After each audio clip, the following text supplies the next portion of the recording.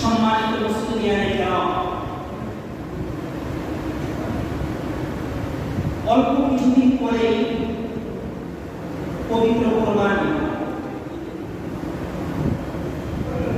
আল্লাহ সুবহানাহু ওয়া তাআলা যাদেরকে সামর্থ্য দিয়েছেন তারা আল্লাহ সুবহানাহু ওয়া তাআলার রাস্তায় কোরবানি করবেন। যাদেরকে আল্লাহ সুবহানাহু ওয়া তাআলা সামর্থ্য দেননি তারা আল্লাহর কাছে সামর্থ্যের জন্য দোয়া করবেন এবং সবর ইখতিয়ার করবেন। তো এই যে সামনে কোরবানি আসতেছে, এই সপ্তাহে আমাদের আলোচ্য বিষয় হচ্ছে কোরবানির ইতিহাস। এই যে আমরা কোরবানি করি, এই কোরবানি কি উম্মতে মুহাম্মদীর জন্যই? উম্মতে মুহাম্মদের উপরে কি আল্লাহ সুবহানাহু ওয়া তাআলা কোরবানি ওয়াজিব করেছেন, নাকি এই কোরবানি পূর্ব থেকে চলে আসছে? কোরবানির ইতিহাস হযরত আদম আলাইহিস সালাতু ওয়াস সালাম থেকে। তো আমাদের কিছু বিষয় জানা দরকার। মনোযোগ সহকারে আমরা শুনে বিষয়গুলো বুঝতে পারবো এবং জানতে পারবো। আল্লাহ সুবহানাহু ওয়া তাআলা সর্বপ্রথম যখন আদম এবং হাওয়া আলাইহিস সালাতু ওয়াস সালামকে দুনিয়াতে পাঠালেন,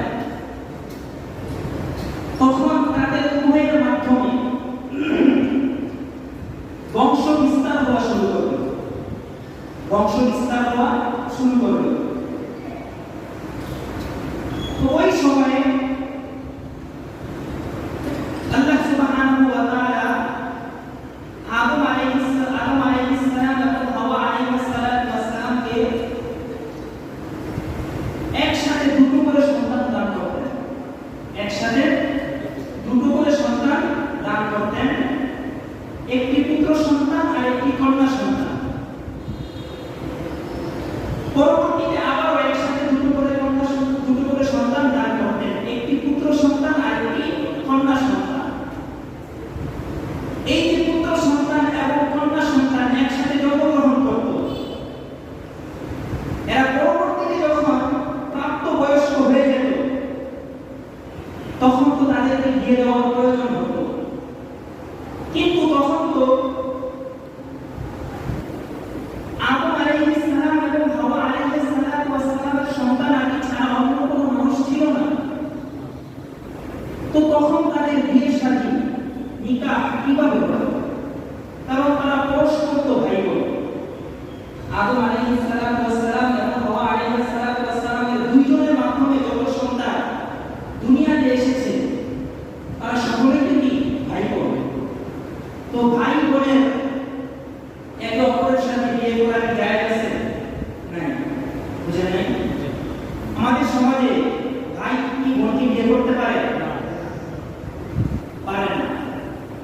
কিন্তু শরীয়ত আদম আলাইহিস সালামের যুগে এটা জায়েজ করেছিল, কিন্তু সেখানে একটু পার্থক্য রয়েছে। একসাথে যে একটা পুত্র সন্তান এবং আরেকটি কন্যা সন্তান জন্মগ্রহণ করত তারা পরস্পর সহোদর ভাই বোন। পরবর্তীতে আবার যখন একটা পুত্র সন্তান আরেকটা কন্যা সন্তান জন্মগ্রহণ করত তারাও পরস্পর সহোদর ভাই বোন। এই বিয়ের সিস্টেমটা ছিল, প্রথম যে পুত্র সন্তান জন্মগ্রহণ করেছে তার সাথে বিয়ে হতো দ্বিতীয়তে যে কন্যা সন্তানটা জন্মগ্রহণ করেছে, আর দ্বিতীয়তে যে পুত্র সন্তানটা জন্মগ্রহণ করেছিল তার সাথে বিয়ে হতো প্রথম যে কন্যা সন্তানটা জন্মগ্রহণ করেছিল। এটাই ছিল আল্লাহ সুবহানাহু ওয়া তাআলার নিয়ম ওই সময়ের জন্য। তো আদম আলাইহিস সালামের বড় ছেলে হাবিল এবং ছোট ছেলে কাবিল। হাবিল যখন জন্মগ্রহণ করলো তার সাথে একটি কন্যা সন্তান জন্মগ্রহণ করেছিল, ঠিক তেমনি ভাবে কাবিল যখন জন্মগ্রহণ করলো কাবিলের সাথে একটি কন্যা সন্তান জন্মগ্রহণ করেছিল। কিন্তু কাবিলের সাথে যে কন্যা সন্তান জন্মগ্রহণ করেছিল তার সাথে বিয়ে হবে কার? হাবিলের। আর হাবিলের সাথে যে কন্যা সন্তান জন্মগ্রহণ